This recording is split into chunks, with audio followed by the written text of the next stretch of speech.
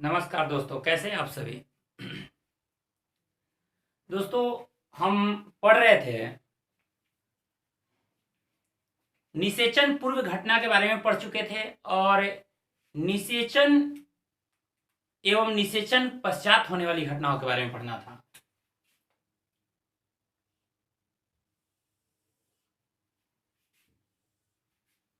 पहला निषेचन,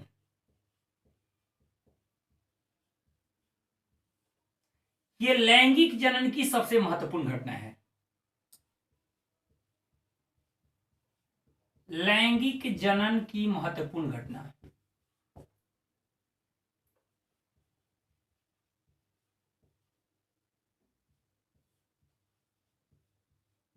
है। इसमें अगर मानते हैं ये जनन कोशिका है, ये आपका नर जनन कोशिका है, ये है आपका मादा जनन कोशिका।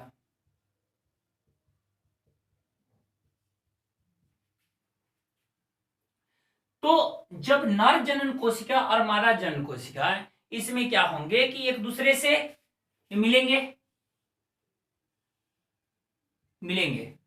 जब एक दूसरे से मिलेंगे तो ये एक दूसरे से मिलने के बाद ये जाइगोट बनाएंगे, युग्मनज।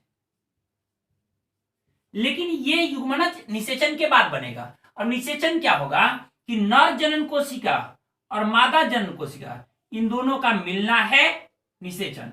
यानी ये मिलने का मतलब एक दूसरे से, जब नर जनन कोशिका और मादा जनन कोशिका एक दूसरे से मिले तो उसको हमें कहते हैं सलयन। युग्मक सलयन। युग्मक मतलब जनन कोशिका और सलयन मतलब जुड़ना, जनन कोशिकाओं का जुड़ना।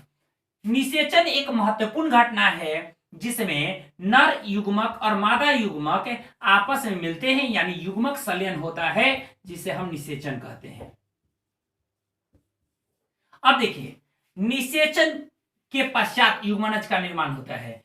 कुछ जैसे निषेचन कुछ जीवों में शरीर से बाहर होता है और कुछ जीवों में शरीर के अंदर होता है। जो शरीर से बाहर होता है उसको बाह्य निषेचन कहते हैं। जो शरीर के अंदर होता है उसको आंतरिक निषेचन कहा जाता है। आंतरिक निषेचन। बाह्य निषेचन जो होता है वो बाह्य निषेचन में खास करके जल में हो रहा है, और जल में इसमें नर जनन कोशिका और मादा जनन कोशिका ये दोनों चलनशील होता है। यानी दोनों चलनशील, दोनों चल करके एक दूसरे के नजदीक आते हैं। जबकि आंतरिक निषेचन में मादा जनन कोशिका चलनशील होती है, नर जनन कोशिका चलनशील होता है। जो मादा जनन कोशिका से मिलकर के जाइगोट का निर्माण करता है, मिलकर के ये निषेचित हो जाता है। तो ध्यान रखिएगा, ये शरीर के अंदर होता है, शरीर के बाहर होता है। खास करके जल के माध्यम से दोनों चलनशील होते हैं और एक दूसरे के पास आकर ये आपस में संलयनित हो जाते हैं। जबकि शरीर के अंदर जो होता है उसमें नर जनन कोशिका अर्थात शुक्राणु मादा जनन कोशिका अर्थात अंडाणु या डिंबाणु से जाकर मिलता है, जो मनुष्य में भी होता है। ये जलीय जीवों में होता है, ये मनुष्य एवं अन्य उच्च वर्गीय जीवों में ये आंतरिक निषेचन होता है। कुछ ऐसे भी जीव होते हैं, जैसे कुछ पंछी वर्ग या आप सरीसृप वर्ग के जीवों में देख सकते हैं कि उनमें क्या होता है कि बिना निषेचन के ही मादा जनन कोशिका एक नए जीव के विकास के लिए कार्य करने लगता है, और वैसे जनन को हम अनिषेचक जनन कहते हैं। यानी जब मादा जनन कोशिका बिना नर जनन कोशिका के निषेचन के ही वो एक नए जीव का उत्पत्ति करने लगे तो ऐसे जनन को हम अनिषेचक जनन कहते हैं। तो अनिषेचक जनन कुछ पक्षी वर्ग सरीसृप वर्ग में ऐसे हो जाता है, कुछ में। लेकिन निषेचन क्या है कि जनन कोशिकाओं को मिलना, जुड़ना, यानी संलयनित होना क्या है, निषेचन है। निषेचन दो तरह से, शरीर से बाहर और शरीर के अंदर। शरीर से बाहर उसको बाह्य निषेचन, शरीर के अंदर उसको आंतरिक निषेचन। शरीर से बाहर जो होगा जल में खास करके, और उसमें दोनों जन्म कोशिकाएं चलनशील होंगी, यानी एक दूसरे के नजदीक दोनों जन्म कोशिकाएं आएंगी। जबकि शरीर के जो अंदर होगा उसको आंतरिक निषेचन कहेंगे, और उसमें केवल नर जन्म कोशिका चलनशील होगी, जो मादा जन्म कोशिका के पास जाकर निषेचित हो जाएगी। अब देखिए निषेचन के बाद, अब देखिए निषेचन के बाद क्या होता है, इसको बढ़िया से नोट कर लीजिएगा।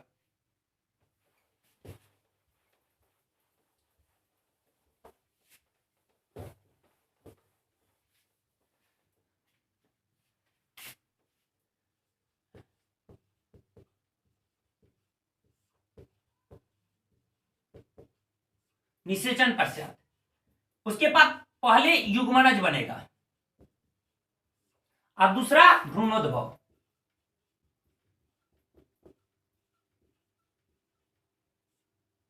भ्रूणोद्भव यानी भ्रूण का उद्भव होगा। देखिए युग्मनज जो बनेगा इसमें ये मान लेते हैं आपको नर जन्म कोशिका,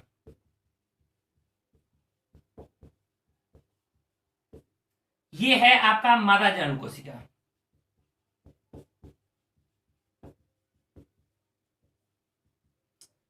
दोनों क्या, दोनों आकर मिलेंगे।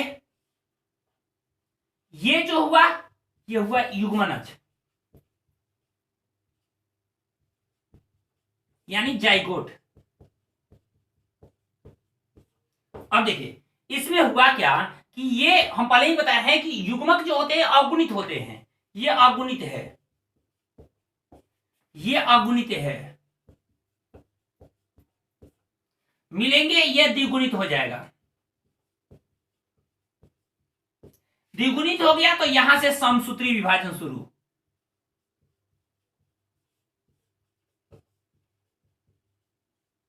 समसूत्री विभाजन शुरू होगा, और समसूत्री विभाजन के बाद क्या होगा कि ये भ्रूण का उद्भव हो जाएगा, भ्रूण का निर्माण होगा। एक बात ध्यान से सुनिएगा, नर जन्म कोशिका क्या है, अगुणित है। मादा जन्म कोशिका क्या है, अगुणित है। दोनों मिले जाइगोट का निर्माण हुआ यानी युग्मनज बना, और ये क्या हो गया, द्विगुणित। अब इसमें जो कोशिका विभाजन होगा वो कौन सा कोशिका विभाजन, समसूत्री कोशिका विभाजन। और इसके बाद क्या होगा, भ्रूण का उद्भव होगा। यानी भ्रूण के उद्भव में दो चीजें शामिल होंगी, एक कोशिका विभाजन, दूसरा कोशिका विभेदन।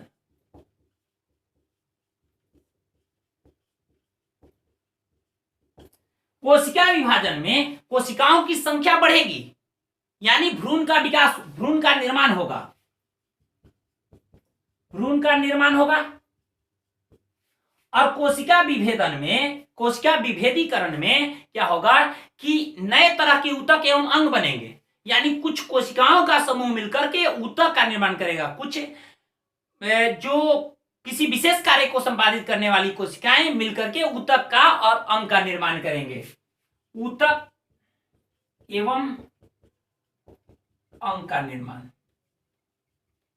यानी विभेदीकरण में ऊतक एवं अंग का निर्माण होगा और कोशिका विभाजन में भ्रूण का निर्माण होगा। एक बात जरा सोचिए, क्योंकि आप जानते हैं कि मां के गर्भ में भ्रूण के निर्माण के साथ साथ भ्रूण में ऊतक एवं अंग का भी निर्माण होने लगता है, और वो एक शिशु के रूप में वो निर्मित होने लगता है। एक बात और, आप इतना तक तो समझ गए, युग्मनज के बाद भ्रूणोद्भव होगा। भ्रूणोद्भव में दो क्रिया, कोशिका विभाजन और कोशिका विभेदन। कोशिका विभाजन समसूत्री कोशिका विभाजन होगा जिसमें भ्रूण का निर्माण होगा और इसका विकास होगा। साथ ही साथ कोशिका विभेदीकरण में ऊतक एवं अंग के निर्माण होंगे। अब देखिए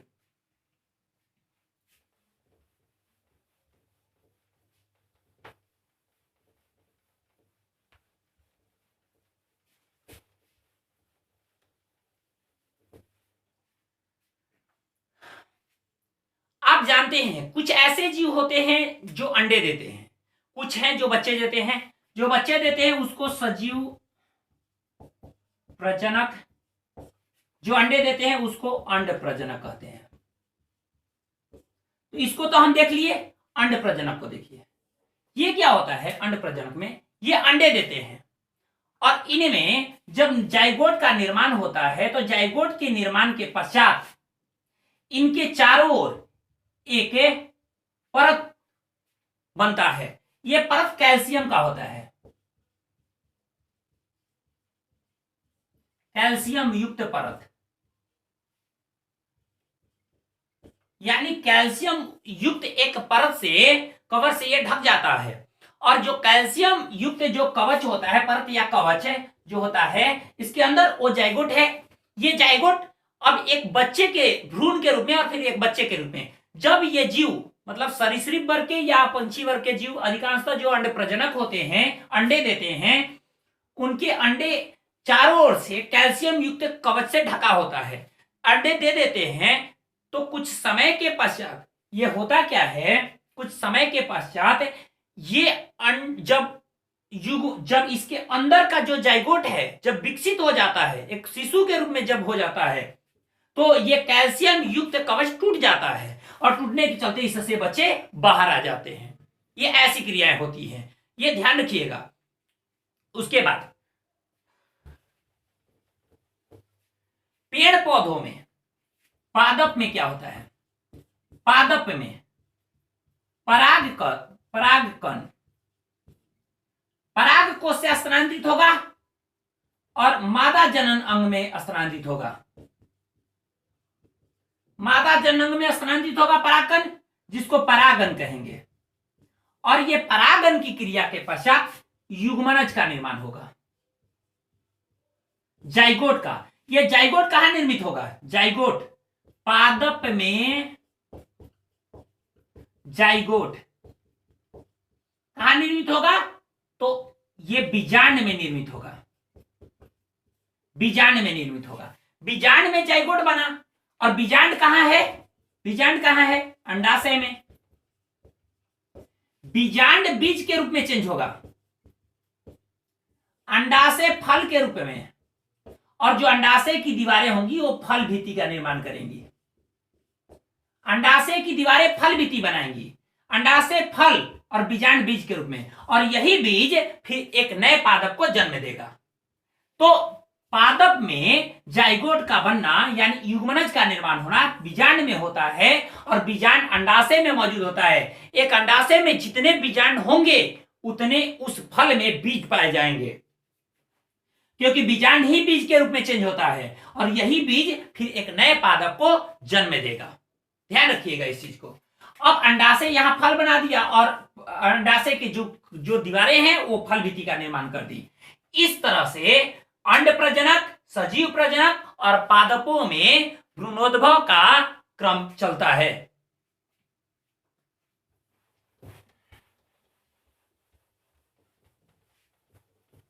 अब देखिए लैंगिक जनन जो हम लोग पढ़े थे, जीवों में जनन, इसमें इस चैप्टर में टोटल इतने ही हैं, इतने टॉपिक हैं। अगला जो वीडियो होगा उसमें हम इस चैप्टर से जुड़े सारी चीजों को एक बार रिवीजन करेंगे और इससे जुड़े जो भी प्रश्न उत्तर हैं उस पर हम काम करेंगे। आज के इस वीडियो में इतना ही। धन्यवाद।